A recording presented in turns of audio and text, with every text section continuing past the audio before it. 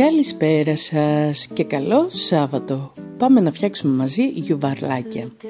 Ξεκινάω και πολυτοποιώ τα κρεμμύδια. Βάζω σε μια λεκάνη το κιμά, μαϊντανό,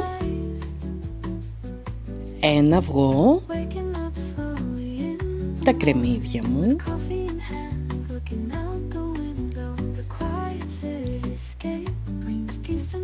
μέτσουξαν λίγο, αλάτι, πιπέρι, το σουμάκ από Ανατολή και το μείγμα για κρέατα επίσης από Ανατολή. Θα βάλω και 2 χουφτίτσες ρύζι γλασέ και πάμε να τα ανακατέψουμε όλα καλά, όλα μαζί πολύ καλά. Ανακατεύω πάρα πολύ καλά. Θέλουμε ο κιμάς να γίνει άσπρος από το ανακάτεμα. Στο τέλος βάζω και λίγο λάδι και ξανανακατεύουμε. Το γιουβαρλάκι είναι ένα πολύ αγαπημένο φαγητό. Πάρα πολύ αγαπημένο φαγητό.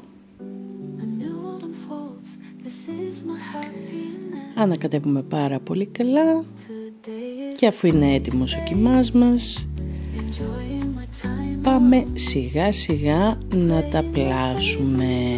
Βάζω ένα αντικολλητικό χαρτί και ξεκινάω και τα πλάθω. Προσπαθώ να είναι όλα ομοιόμορφα, μικρά, για να βράσουν σωστά όλα μαζί.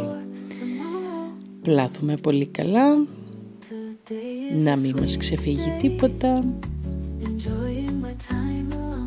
Με τα 2 χεράκια πλάθω γιουβαρλάκια. Τι θα κάνετε το Σαββατοκυριακό σας? Πώς θα το περάσετε? Για γράψτε μου στα σχόλια. Εμείς σήμερα σπίτι, μετά εγώ δουλεύω και αύριο ίσως καμιά βολτούλα.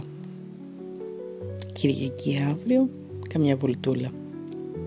Επίσης, προς ενημέρωσή σας, αύριο γιορτάζω. Είναι της Αγίας Χαριτίνης. Βεβαίως, αύριο έχω τη γιορτή μου.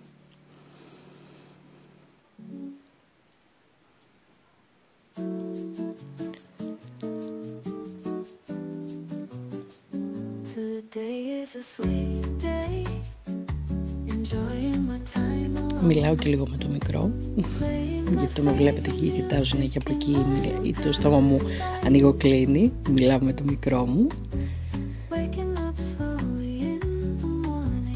Ήρθε και με βοήθησε και εκείνος λίγο στην κουζίνα.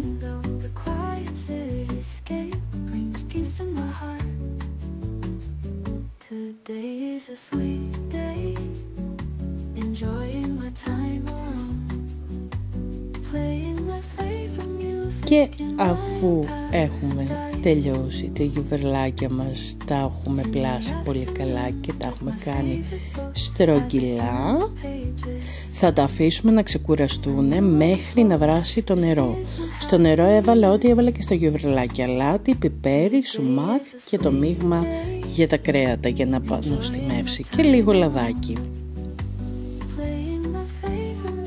Και αφού έχει βράσει πολύ καλά το νερό, εδώ είναι έτοιμα τα γιουβαρλάκια μας, αφού έχει βράσει πολύ καλά το νερό, το χαμηλώνω στο 5 και ξεκινάω και τα βάζω ένα-ένα μέσα στην κατσαρόλα.